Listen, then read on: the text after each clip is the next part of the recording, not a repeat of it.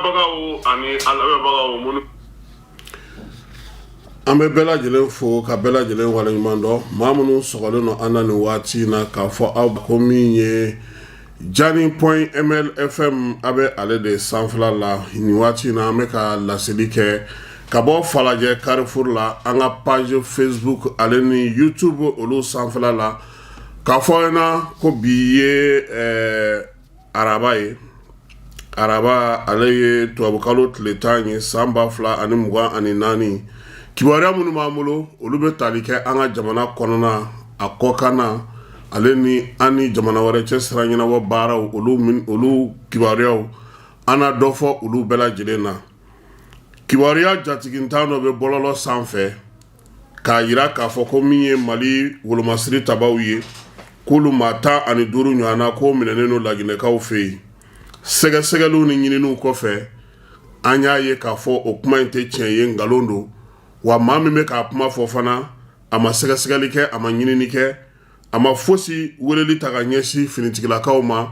k'a lajɛ k'a fɔ n'o y'a sɔrɔ waleya in ye tiɲɛ ni ngalon don. Mali ni Laginɛkaw fila bɛɛ lajɛlen kɔni kamana guwanen don nin ko in na sabula kuma jantigintan in a bɛ bɔlɔlɔ sanfɛ a kɔni bɛ ka taa cogo min a bɛ ka taa ten cogo la. Mali ale sɔrɔdasiw ci wɛrɛ b'olu la min tɛ o ye wulikajɔba minnu bɛ u bolo nin waati in na u bɛ ka u sɔn hali bi. Dugumisɛnnin caman bɛ yen Moti mara ni Segu mara kɔnɔna na finitigiw y'u ka wulikajɔ boloda o yɔrɔ ninnu caman na. An y'a ye k'a fɔ nin waati laban in na maa caman tun y'a ye k'a fɔ ko an ka pankuru kun ka wulikajɔ barika ka bon kosɛbɛ jamana ale kɔrɔnfɛ fan fɛ nka nin tile 2 in na bi Jɛnɛ mara la min ye Mopti ale kɔnɔna na ka taa se Segu fan dɔw ma finitigiw bɛ baaraba de la yen baara minnu ni Ala sɔnna ma olu jaabi bɛ na di mɔgɔw ma don nataw kɔnɔna na. Wulikajɔ ninnu kɛ kun ye maaw n'u bolominɛw bɛ se ka kisi cogo min sabu k'a fɔ an ka jamana ka bon jamana in ye jamana lahautaba de ye a lakanani ni pankuru yɛrɛ tɛ a ka gɛlɛ o de la finitigiw kɔni bɛ o wulikajɔ la o de senfɛ fana min ye sira min bɛ bɔ Kidal ka taa Gawo ani ka bɔ Gawo ka na Kidal ale dara wuli baaraw kɔni bɛ senna hali bi min ye donibatalaw ye jagokɛlaw ye olu bɛ se ka dɔ bi Kidal ka t'u ka baaraw kɛ ka segin min ye Kidalikaw ye olu fana bɛ se ka taa Gawo sira in kɔni a la ale finitigiw de b'a kun n'a kun bɛɛ lajɛlen na k'a bɛɛ lajɛlen lakana ale Kidal kelen kɔnɔna na balo taara di u ma jamanakuntigi ale ka laɲini o tɔni 200 o taara di Gawokaw ma Kidalikaw ma malo ninnu kɔni bɔra Gawokaw de fɛ sa camion o de y'u ta camion 9 don nin waati in na 5 o de sera ka don Kidal kɔnɔna na tɔ 4 olu na sira ta don nataw la. Ale Kidal kelen kɔnɔna na bɛɛ lajɛlen b'a dɔn k'a fɔ ko Mali finitigiw tun ye wulikajɔba kɛ yaasa Kidal n'a kɛrɛfɛ dugu n'a bolomada dugu bɛɛ lajɛlen ka se ka sɔrɔ cogo min na. O wulikajɔba in n'o kɛra novembre kalo in tɛmɛnen na a yira k'a fɔ ko Mali finitigiw tun ye maa 17 o de minɛ maa 17 ye kunu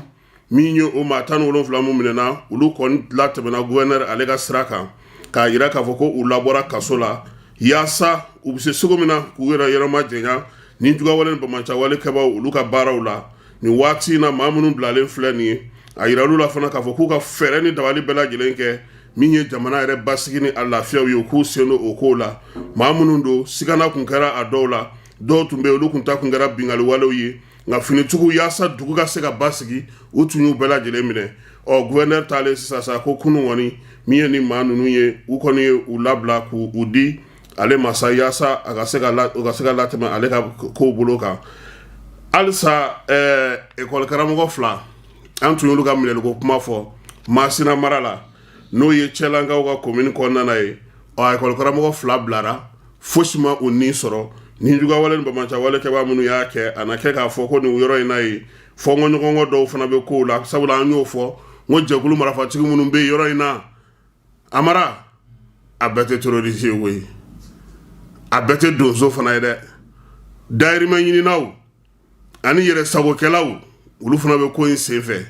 ekɔli karamɔgɔ 2 min kɔni bilalen filɛ nin ye sa o kɛra nisɔndiya ye kosɛbɛ ba fan 2 bɛɛ lajɛlen na Masinakaw olu fɛ yen kunun Buguni nɛgɛ kanɲɛ 18 waati maaw y'a yira k'a fɔ ko min ye dugu min bɛ n'u b'a fɔ ma ko Dogo n'ale bɛ Buguni fɛ ko bamaciwale ni ɲugawale kɛbaw kɔni caman de yera ye k'u bɛ motow olu sanfɛla la finitugu ka wuliliw n'u ka ɲininiw kɔni bɛ sen na yorosokaw olu ko bi ko min ye legumes ye no o ye nalafɛnw minnu bɛ kɛ nala sa k'a fɔ tomati ngɔyɔ ninnu kɔmɛw ale ni jabaw k'olu da jiginnen don kosɛbɛ bi yorosokaw olu ka sugu la kilo n'o o tun ye 160 ye o nana yɛrɛ sɔrɔ 100 ni waati na n'o o ye jaba ye min ye haricot vert ye ka taa tɛmɛ u b'a fɔ ma ko u ka feere dɔgɔkun tɛmɛnen na 120 ko bi ko olu kɔni minnu bɛ 190 na sa ko sɔrɔ 120 na ko wa fana k'u ka minɛn caman bɛ yen n'o kun ye fɛnw ye minnu tun tɛ sɔrɔ kosɛbɛ ko nin waati na ko sugu kɔni falen don a la a bɛɛ lajɛlen ko a sɔngɔ jiginnen don kosɛbɛ yorosolakaw olu y'o yira k'o fɔ yaasa sa ko mɔgɔ min kɔni bɛ fɛ ka permis de conduire kɔni ta sa an ka jamana kɔnɔ yan ko don nataw la min ye permis de conduire k'a bɛna kɛ biométrique ye biométrique in fana kɛkun ye sɛgɛsɛgɛliw ka se ka nɔgɔya baara minnu bɛ yen bugunatigɛ kow la olu bɛɛ lajɛlen bɛ se ka sɛgɛsɛgɛ cogo min na k'a dɔn mayinakaw olu ka ndulati tɔgɔ min tɔgɔ dalen don ko mayina musa jalo la ndulati train in amara 119,000 ndulati train in a sigilen don sen kan mayinakaw olu fɛ yen ko nka nin waati in na mayinakaw ko olu yɛrɛ de bɛ terrain wɛrɛ fɛ nin tɛ de bɛ taa nkɔlɔn terrain sa wa ko terrain tɔgɔ ye ko mayina musa jalo o tɛ bi ko ye dɛ denmisɛnw ni sifinw ani maakɔrɔw k'u b'a fɛ terrain ka clôturer u b'a fɛ terrain sigiyɔrɔ ka k'a la a ka dilan ka ɲɛ sabula tariku yɛrɛ la min ye baganw ye olu a bɛ ɲini ka na kɛ olu tɛmɛsira ye dɛ wa ko n'i y'u ka jamana yɛrɛ ta k'a jate mayina yɛrɛ jateminɛ ko maaba ka dɔgɔ min ma ndula ci yɔrɔ in na ye dɛ wa ko a caman ɲinɛna terrain kɔ o de la bi denmisɛnnin minnu bɛ yen gɔngɔn min bɛ ka wuli terrain na a kana na olu ban pewu dugudenw kɔni bɛ ji de cɛ ka kɛ a la yaasa u ka se k'u ka farikolo ɲɛnajɛ kɛ ko nka min ka ye nin bɛɛ la ko terrain ka lajɛ sabula bila terrain tɛ a bɛ se ka dilan cogo min na ka ɲɛ kiiriko ta nasira la magistrat 2 Dramane Jara ale ni Sheikh Mohamed Sherif Kone k'olu ye ɲangini ta ka don Asimi ale ni Mamadou Timo olu juguya la sɛbɛn k'u taara da Bamako tribunal min bɛ commune 6 kɔnɔna na sabula k'u tun ye wulikajɔ fɔlɔ kɛ wulikajɔ fɔlɔ min sen fɛ u kun y'a laɲini k'a fɔ ko u bɛ se cogo min na ka bila u ka hakɛw kɔnɔna na cour suprême na k'o ye ta ko k'a da kɛrɛfɛ k'a fɔ ko da tɛ se ka don a kuma na ko o de y'a to u taara n'a ye sigida 6nan kiiribulon na k'o fana ka se k'a lajɛ u kɔni y'a jira k'a fɔ ko olu ma jɛn ni a ye u gɛnna ka bɔ magistrat baara la kun min na wa u ma jɛn n'a ye fana Asimi a baara min kɛ ko sabula ko jamanakuntigi tɛ k'u ma jɛn n'a ye fana kiiri so ɲɛmaa so min bɛ yen n'o sigira ka baara kɛ k'olu gɛn k'o ma sigi sariyaw kɔnɔna na ko sariya sɔsɔ min don n'a ma se ka ɲɛnabɔ yan k'u na taa n'a ye kɔ kan ko ka taa ɲɛnabɔ ko sabula damakasi min b'u bolo ko olu yɛrɛ ka jate la a kan ka lajɛ kiiri tigilamaw fɛ ko wa ko u dalen don kiiri ko la ko kiiri ko ana se ka baara kɛ an y'a fɔ sɔgɔmada in na ko min ye sariya tɔgɔla dɔgɔkun o ta ko 2nan baaraw bɛ sen na baara in sen fɛ an y'a ye k'a fɔ ministre Mamadou Kasoge ale kɔni wulila k'i jɔ Amara ni ko kɛrila tribunal la tuguni kana fɔ i t'a to Ala ma dɛ numéro bɛ yen a numéro ye 36 111 ye n'i y'ale gosi i ka hakɛw ani i bɛ min laɲini o bɛ kɛ numéro in nana cogo min ministre de la justice an ka jɛ ka ale lamɛn n'o ye Mamadou Kasoge ye. Donc an filɛ ka justice tarifu ou affiché pour que k'a yira maliyɛnw na i kan ka wari hakɛ min sara donc justice acte bɛɛ la i nana casier ɲini a sɔngɔ ye nin ye i nana nationalité ɲini a sɔngɔ ye nin ye i nana i ka jugement grosse ɲini a sɔngɔ ye nin ye o ka dɔn bɛɛ fɛ donc an y'a affiché et donc a filɛ tableau la donc i mana taa tribunal o tribunal la ni Ala sɔnna a ma don nataw la a bɛna affiché bon donc laɲini ye min ye donc maliyɛnw ka dɔn frais min kan ka sara acte ninnu bɛɛ la u ka se ka kunnafoni fana sama administration judiciaire ma k'a yira k'a fɔ a ka kɛ ka ɲɛ ou bien fiɲɛw b'a la maintenant ni n'o y'a sɔrɔ a ko tɛ ka kɛ ka ɲɛ u b'a dénoncer ka weleli kɛ numéro la même des inspections de services judiciaires là. Au numéro, c'est le 36 111. Nio Vélé, Modo Blalé Bati, donc Moro Bata. Mais en Béni, ni Moro Panafe. Au Canada, Vélé lié Kassoro Kojonjonti. Parce que à Kadidoye, ka Vélé li Kedron, ka Moro Seguin, Kassoro Fouiti. Donc, voilà, comme Moro Kopengini. Bodo Fanabe, ini Karsa Mandi, il va essayer de Kongo la Sama. Donc, en bas, il y a des gens qui sont à Madabo Kama. À Dabora Minkama, Romunuye Saria Soso. Tout cas, donc, pour que vous puissiez voir le tabla.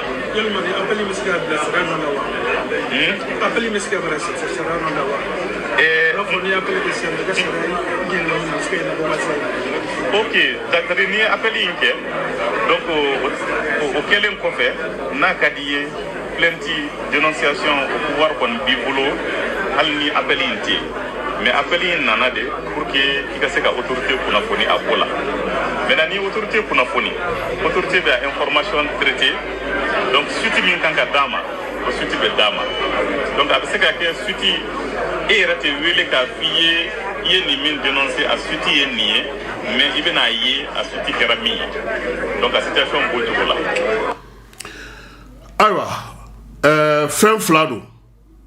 mi ye kiriko ta na sira fɛ n'i ye gɛlɛya sɔrɔ i bɛ fɛ ka lakalili kɛ ka ko ɲɛfɔ o numéro vert o ye 36 111 ye 36 111 n'i y'o wele i ye degun ye degun seri ma maa ye gɛlɛya ta ka ɲɛsin ma kiriko ta sira fɛ walima i ka hakɛ ma dafa i b'o fɔ ye o bɛ ɲɛɲini kiri fana ko hukumu kɔnɔna na sara min kan ka don casier judiciaire la wari min kan ka don a la k'u y'a bɛɛ nɔrɔ kiiritigɛyɔrɔw la n'i taara n'a fɔra ko casier judiciaire i b'a sɔngɔ nɔrɔlen ye n'a fɔra ko timbre i b'a sɔngɔ nɔrɔlen ye n'a fɔra greffier ka wari i b'a sɔngɔ nɔrɔlen ye ordonnance wari i b'a sɔngɔ nɔrɔlen ye enrôlement a tɔ bɛɛ lajɛlen sa kiiri kunkanko fɛn fɛn ni wari dɔrɔmɛ kelen kan ka bɔ a la ayiwa Amara nin kɔfɛ e kana taa wari di maa ma ko nka avocat ka sara t'a la dɛ parce que ni avocat bɛ bɛn a la de an k'o fana fɔ mɔgɔw ye halisa ale kiiri ko in na dɔgɔkun in baara bɛ to sen na a bɛ kun cɛ sini nka yan'o cɛ a bɛ kun cɛ nin kalo in tile 13 nka yan'o cɛ a baaraw bɛ sen na minisiri sɔgɔmada in na a kumanen an ka jabaranin an ka kuma la yan a ko an ma ko min ye sariya min bɛ ka baara kɛ énergie ko la ko a ko ma bila Amara a kɛra kataba 4 solasegi 9 e kuma bɛɛ minɛ de ko sɔgɔmada in na pôle économique la a ka brigade min bɛ yen k'a ye maa min wele directeur kɔrɔ min tun bɛ kɔsa in na n'o ye Kuresi ye u y'o wele k'u ye maa minnu wele ko u y'u bila garde à vue la o kɔrɔ k'i bɛ to brigade la yen fo ka taa ɲininkali ban o senfɛ ko maa wɛrɛ bɛ yen n'o tun ye secrétaire général n'o ɲɛsinnen don u ka département juridique ma n'ale tun bɛ contrat ni kow bɛɛ lajɛlen ɲɛnabɔ ka marché ko bɛɛ ɲɛnabɔ an'u ka communication ko k'u y'o minɛ maa wɛrɛ bɛ yen o kun ta ye u ka contrat minnu bɛ di taji ko ta nasira fɛ ani fɛn wɛrɛw fɛ u y'o fana minɛ maa min yɛrɛ bɛ yen ni EDM yɛrɛ musaka bɛɛ lajɛlen tun bɛ tɛmɛ ale fɛ ni u ka directeur général n'a kun ka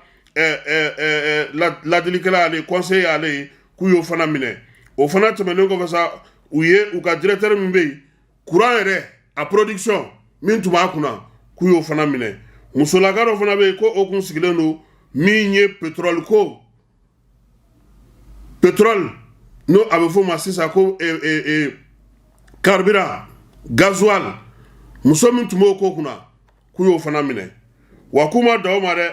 k'u bɛ ka maa wɛrɛw ɲini ministre kɔrɔw b'o la directeur kɔrɔw b'o la maa mafalen dɔw bɛ o la nka bi wulada in na an dontɔ sisan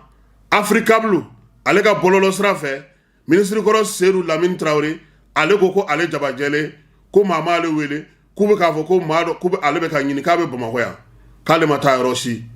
o kibaruya o fana sɔrɔla wulada in na o bɛ Africable ale ka bɔlɔlɔ sira o fɛ